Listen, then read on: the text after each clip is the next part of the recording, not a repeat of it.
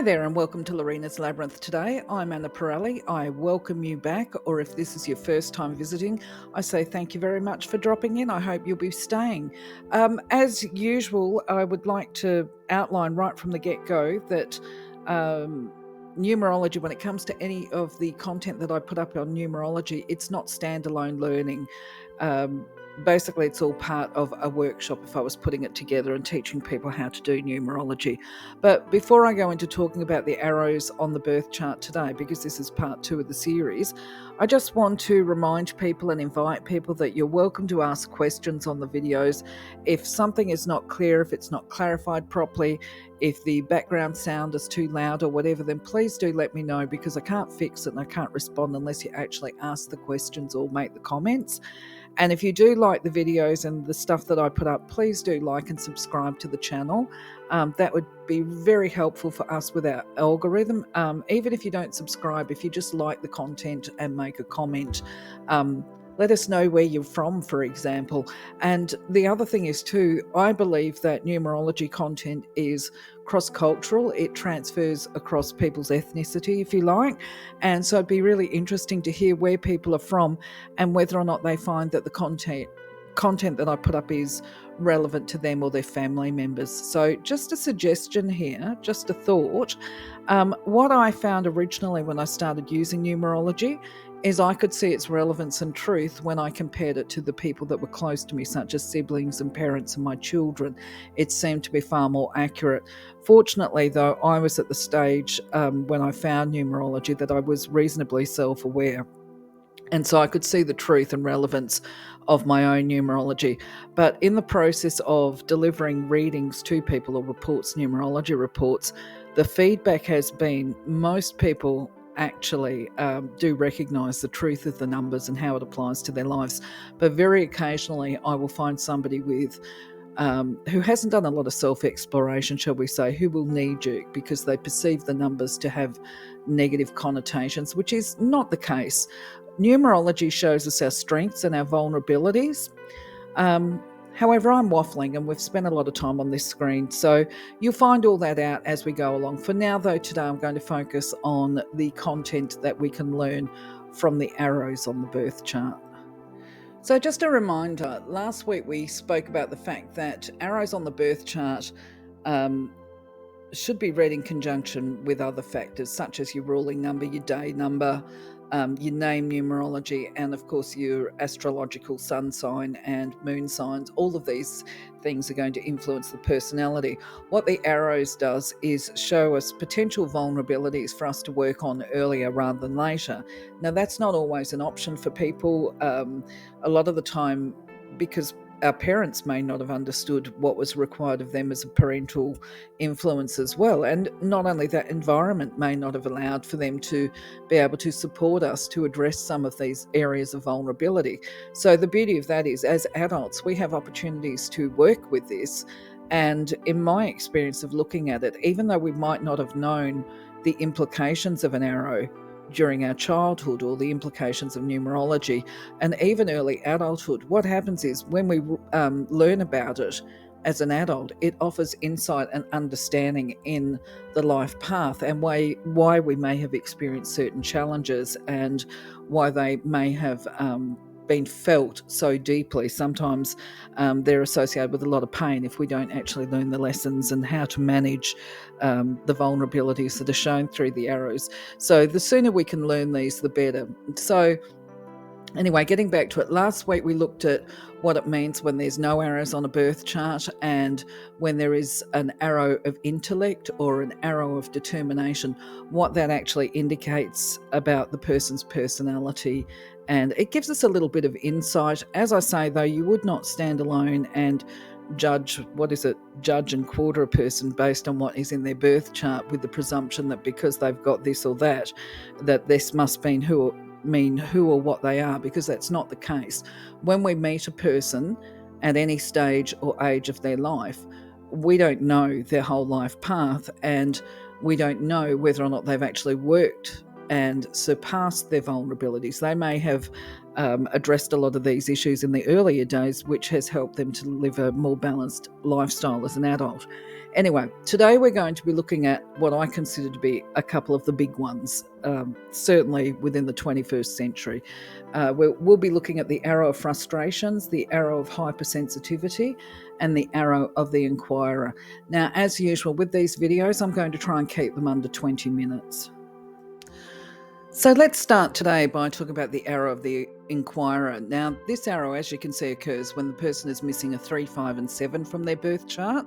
It would be very easy, I would imagine, to assume that people with the arrow of the inquirer are naturally inquisitive. However, that is not what this arrow actually means. It's definitely not the case here.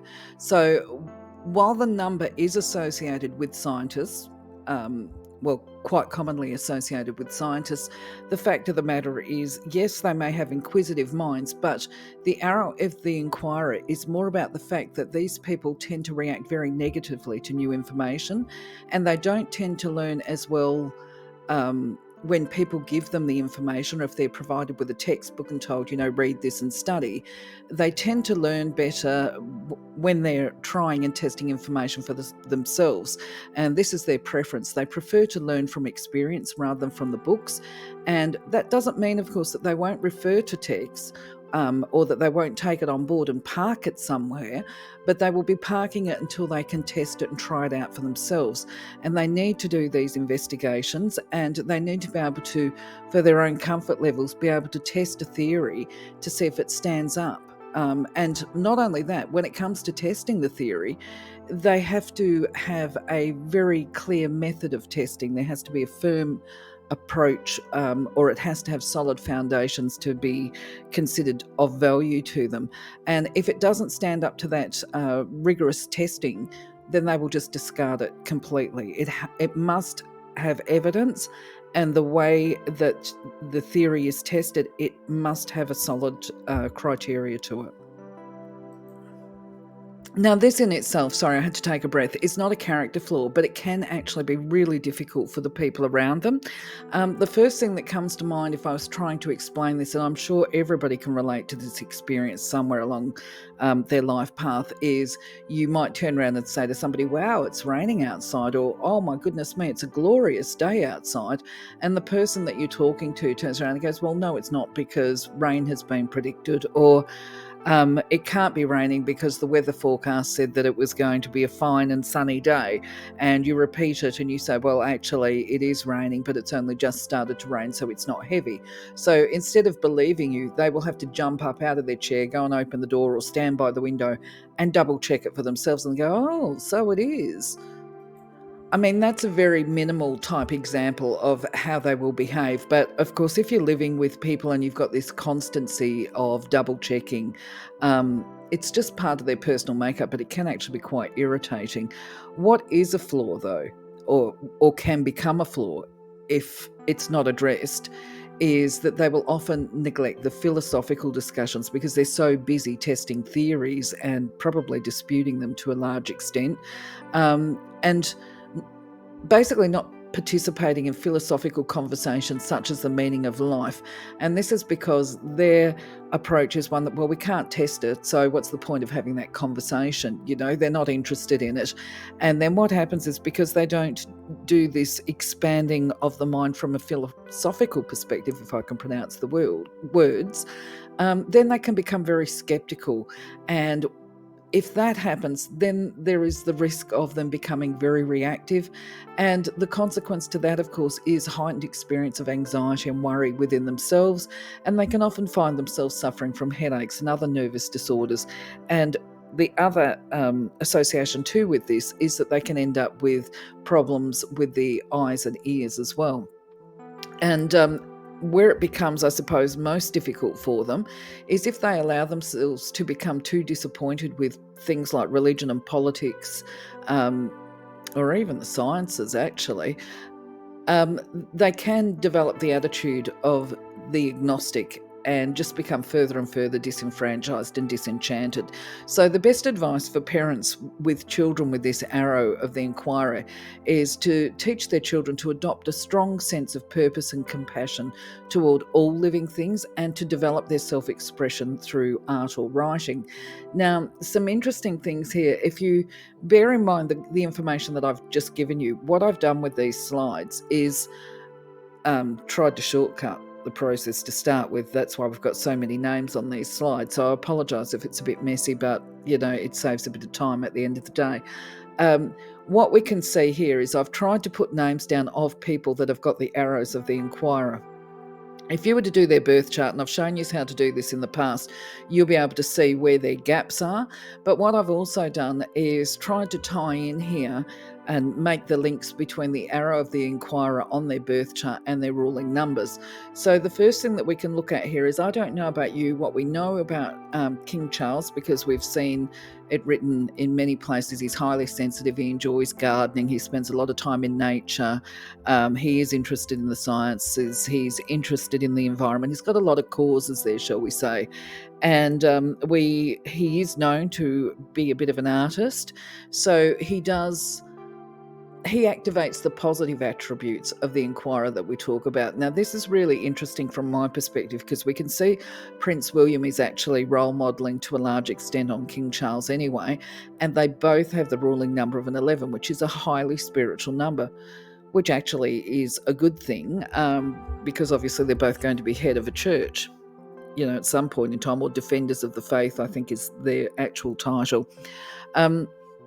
But the other thing too is, of course, when we talk about Queen Elizabeth, so we've got family flows with an arrow here. We've got repetitions. So this is something that I've said as well, is that when people start looking at their own family members' birth charts, they're going to see repetitions of ruling numbers, of day numbers, and we can see here even repetitions of arrows on the birth chart. Prince Philip also had it. Now, Prince Philip, interestingly, had a ruling number of a 22, which is associated with being a visionary. So there's some interesting links, I think, that people can make there. And the number 7 for Queen Elizabeth refers to her spirit and her faith. And anybody that has read about her is apparently she had a very deep faith. Now, when we look at the other numbers, we've got the scientists. I thought it's the arrow of the inquirer. So, let's include a couple of scientists in here. We've got Stephen Hawking. He actually was always exploring the mysteries of the universe, shall we say. Even, I don't know if he actually had faith. I don't know if he was a believer in God or creator or whatever, but certainly he was interested in exploring the workings of the universe. Now, Charles Darwin, I included him because I think he's very interesting. And I will add, before we get there, he's also a lucky little soul, because he had the arrow of the inquirer on his birth chart, but he's also got the arrow of frustration. So anyway, where we're going with this, I'm just going to do a little bit of an overview here, because I can't help myself. I'm a little bit compulsive when it comes to numerology. Straight away, I can tell by looking at his birth date that he most likely had some psychic ability if he chose to develop it, but he most likely didn't, because of his theories of evolution, and because he is recorded as denying that there was a creator or God. And he's got the origin of species belief that humans evolved from the apes, and that's a theory, by the way, that has not actually been evidentially supported in a way that an inquirer would actually say has been tested, which I find very interesting, actually, just as I think about this. Based on his own personality attributes, his theory of the origin of species actually wouldn't even tie in with his own approaches of being rigorously tested, because it wouldn't have been possible to. So anyway, I've just gone down a rabbit warren. I haven't really researched much about him. Suffice to say that he did marry his first cousin, and he had 10 children, and 3 have died in infancy, apparently. I understand that he was actually insecure about his looks, and in particular his nose, which he believed looked like putty on his face. And I think it's worth making the point too, especially because I just made those links between the fact that he's an inquirer, a scientist, the theorist, and having to test theories adequately. that there has been some statements that towards the end of his life, Darwin actually did make some major shifts, if you like, and he began reading the Bible. Although there are people that argue that this couldn't or wouldn't have happened. There's somebody that claims to have visited him in the last days of his life and found him in bed reading his Bible. So just a little tidbit there, and I'll just crack on because, as I said, Charles Darwin also had the arrow of frustrations, which is another arrow I find to be interesting. So, the arrow of frustrations occurs when there is no number 3, 4, or 6 on a birth chart. It's an arrow that doesn't infer that a person can expect to have a lot of significant hardships thrown their way, more so than other people. What it does signify is that invariably they're going to experience probably a lot of disappointment until they actually mature and evolve a bit and become frustrated at other people. And this is because of their high expectations. Now, in my observations, these people can have fairly black and white values and beliefs which shape what we call their moral compass, and this includes their beliefs of how people should treat each other. Now, invariably, people will fail to meet their expectations, and this is because as people, we're people. We don't all think the same, we don't all act the same, and we don't all place the same value on certain behaviours. And not to mention or not to forget that we may all have shared values, but different priorities around those values. So we might all, for instance, turn around and say, well, I believe, do unto others is more important than thou shalt not commit adultery or something like that. I'm just throwing stuff out there. But another person may have these as their values, but put them into a different priority or order of priority. It's a bit like the case of when we talk about personality types. For some people, feelings are the most important thing, and being a humanitarian and actively getting out there and getting your hands dirty in life, trying to help others, is their number one priority. Whereas other people, their priority is to perhaps think before you act or whatever, and they might not see that as admirable. And I think, because I made some notes before I started recording here today, is that, some societies, sometimes our personal values are shaped by our societal values as well. And a really good example of this is to do with culture and ethnicity. Here in Australia, of course, we talk about what is called the payback culture of the Indigenous Australians. That was how they, what is the word? Dealt justice. If somebody committed a crime or an offence or whatever, then there was a payback that would have to occur for retribution or to restore honour or whatever. And in the Japanese, or in Japan, most of us, I would imagine, I hope all of us these days have at least heard of this, if they're not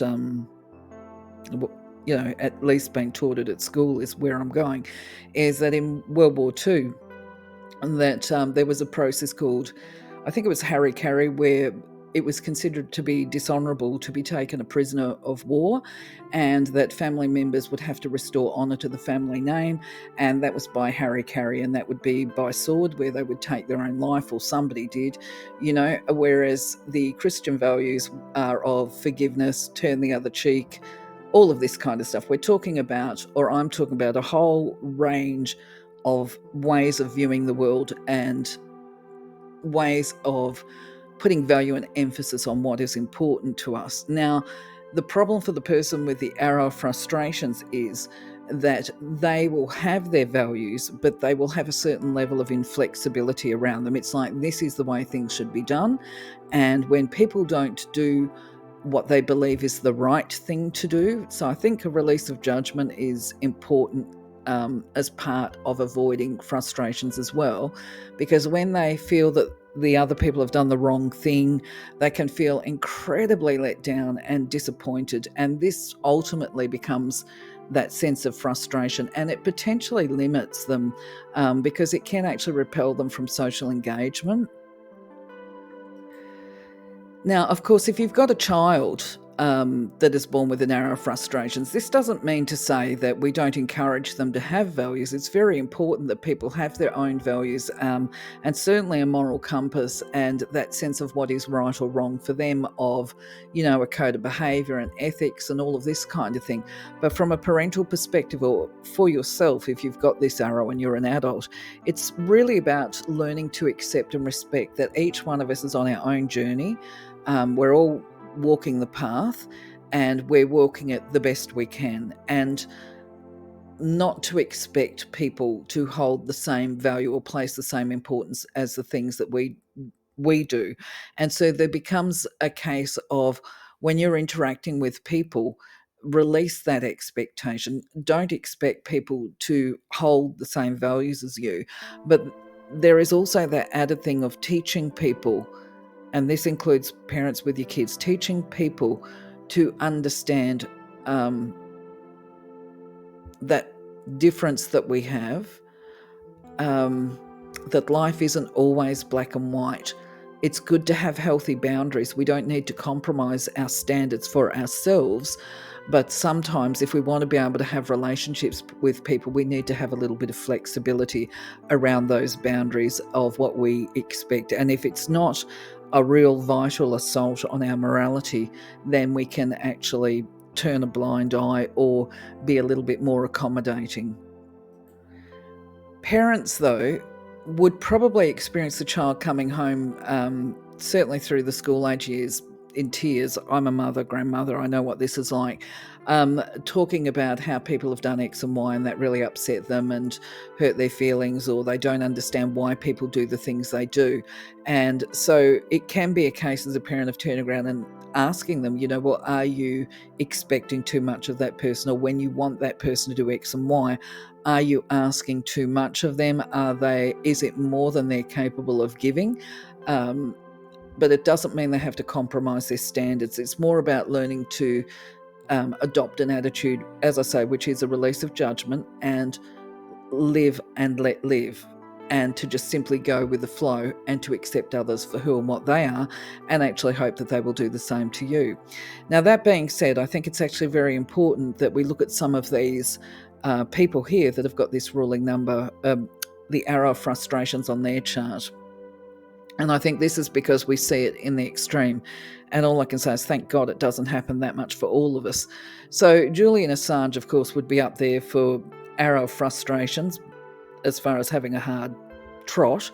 Obviously, he's got current frustrations and has done for many years now.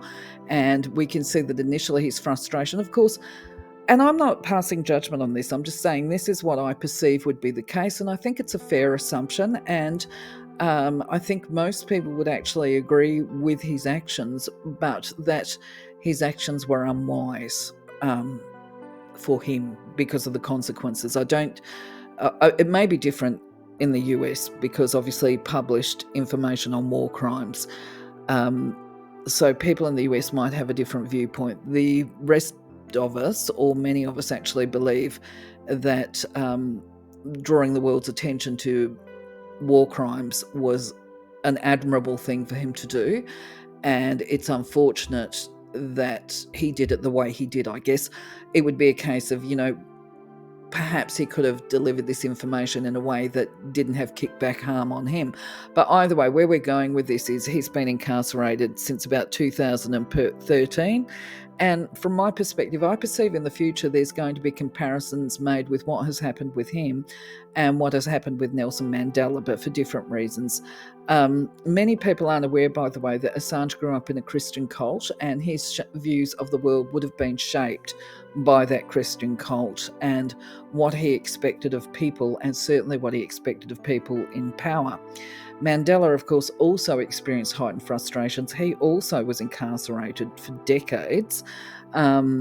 He was also politically motivated, which actually was Assange as well.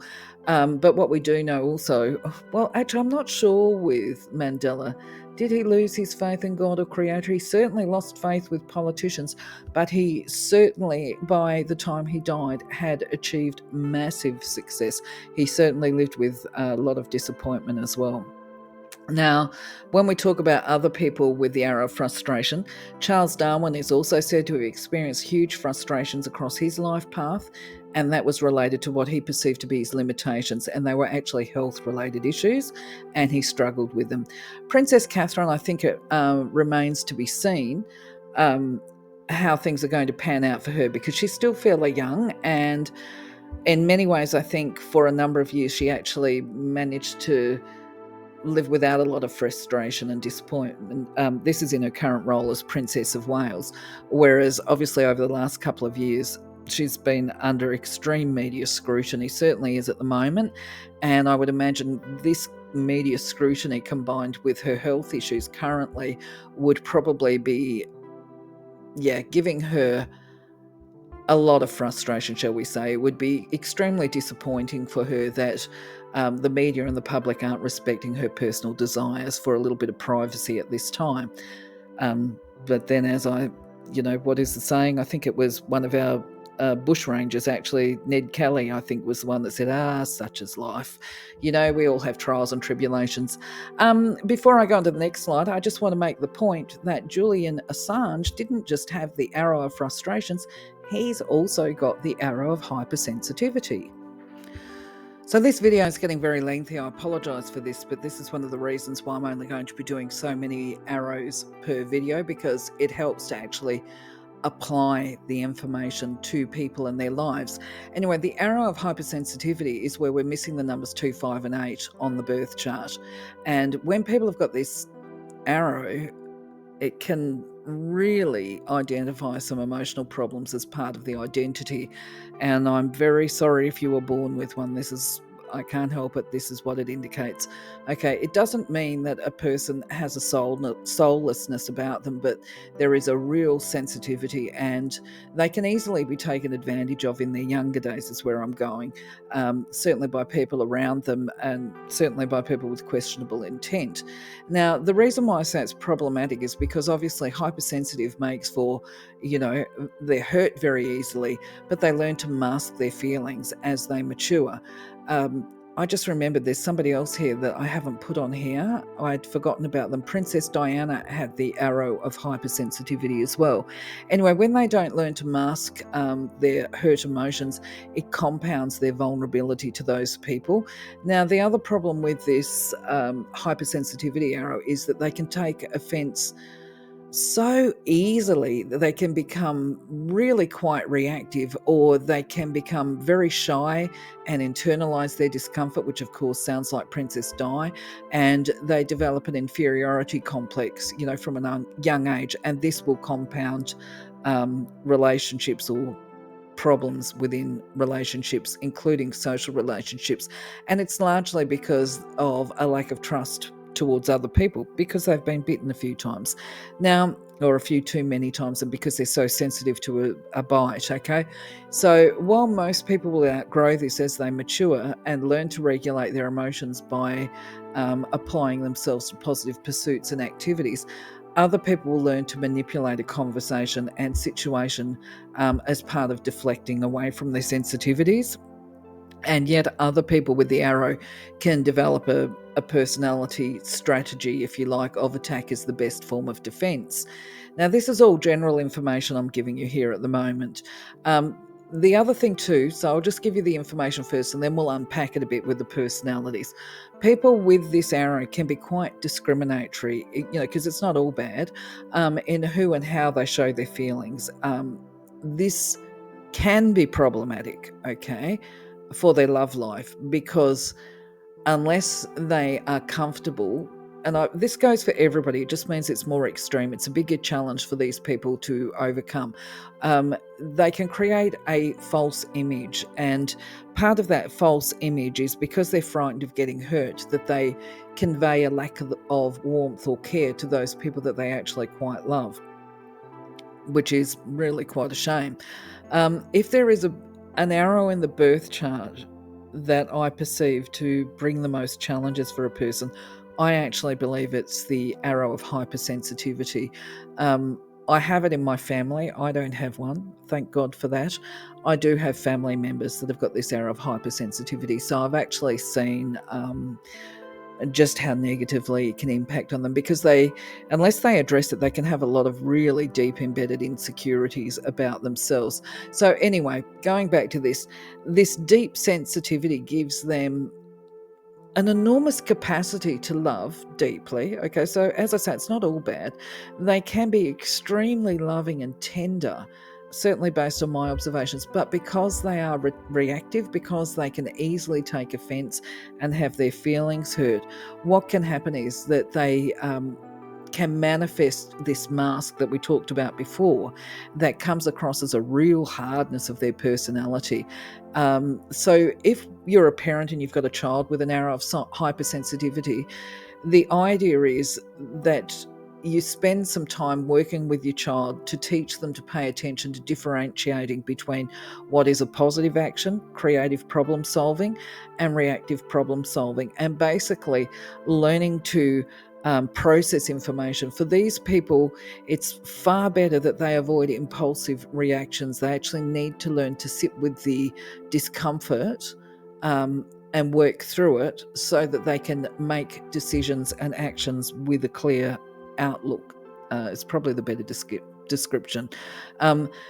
And that will assist them, because if they don't, there is a chance that they're going to become stuck in this mindset of becoming a victim of circumstances, where it's everybody else's fault, and they just are continually picked upon or whatever. They become a victim unless they learn to use their gifts and learn to initiate and inspire positive actions.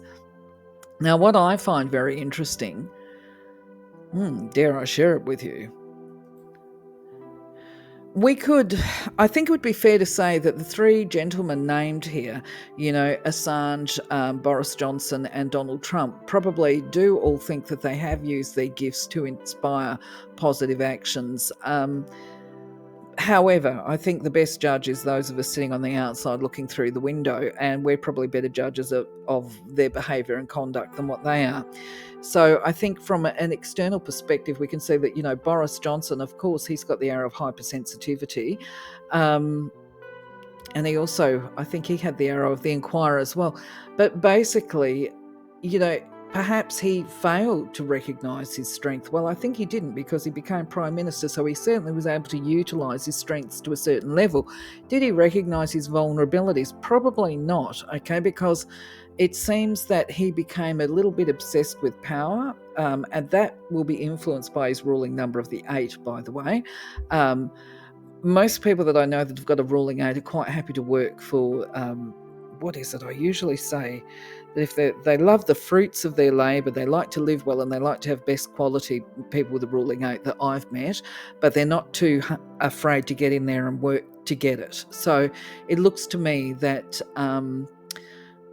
the influence of his star sign has impacted with him as well, because he seems to have fallen into the dark twin of the Gemini. He's a Gemini, so that means he can be light and bright, or he can take a bit of a dark wayward path.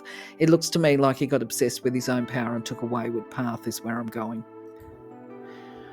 Which is a real shame, because we could turn around and say, by the time a person gets to that stage, if they can actually balance out their personality, they can actually not just achieve success, they can actually maintain the success which they desire, and which is the foundation of their accomplishments. And they actually end up getting that positive recognition that restores their confidence, in humanity and other people and in themselves. Now, I just want to make the point that, interestingly, Julian Assange is a Cancer sun sign. So I have a feeling his hard shell is going to be magnified for him, well, probably even before he ended up in the prison system where he's at now, that shell would have been far more apparent than most people, because he has those vulnerable insides, which are obviously now on display to the world, fully exposed. I'm going to try and really brief this, because Donald Trump I've actually done quite a bit on here. Okay, so obviously he's got the birth date, he's got the ruling number of a 4. Now, the problem with the 4 is it's about learning consequences to action. He also has the arrow of the Inquirer, so he's got the desire of prove it, obviously, is something that he would carry in his persona. You've got to prove it. He can't be told. There is that aspect of his personality which either infuriates people or they're drawn to him. I would say because of his birth numbers that we're looking at a situation with boundaries here. And that's his downfall, because he struggles to moderate his own behaviour as well. And I think sometimes he probably struggles to read the room and recognise when he's being inappropriate or offensive. But I mean, at the same time, let's be real, I don't think he actually cares whether he offends people. I don't watch a lot of the news. I prefer to avoid it these days. It's just got too sensationalistic. So I know at the moment there's a lot of court cases happening for him. I'm not sure what the outcomes will be for that. But if we were going to say consequences to actions, which is part of his life path, then it would be about moderating his behaviour and learning things like it's not okay to mock people for disability. It's not appropriate to be eating the evidence if there was truth to that allegation. And realistically, that number 4 carries that, reap what you sow. So if he doesn't like where his life path is taking him right now, then he needs to take a good look at himself and modify his approaches. Doesn't mean to say he doesn't offer substance, because obviously he is an inquisitive mind. He's certainly very sensitive. But what I have found, and I need to be honest about this, unless they mature and are helped with this, the arrow of hypersensitivity is one where they're very sensitive to criticism by other people, but they can be very insensitive to other people. So I would say to an extent, Donald Trump is living the truth of my understanding and observations of the arrow of hypersensitivity. So my friends, I'm going to call it a day because obviously it's become a long video. My apologies. You might want to stop and start this as you go through it. Just a reminder, if you like the content and you're interested, do click the like and subscribe. You're going to find the next part of this series loaded on next Monday, and we'll be looking at some of the other arrows, of course. What else can I say? Please, thank you for joining the channel. Thank you for listening and staying with it for as long as you have. I hope that the content is useful, and I'm going to just go love you, leave you, catch you on the next video. Okay, have a wonderful day, wonderful week. Take care. Bye bye for now.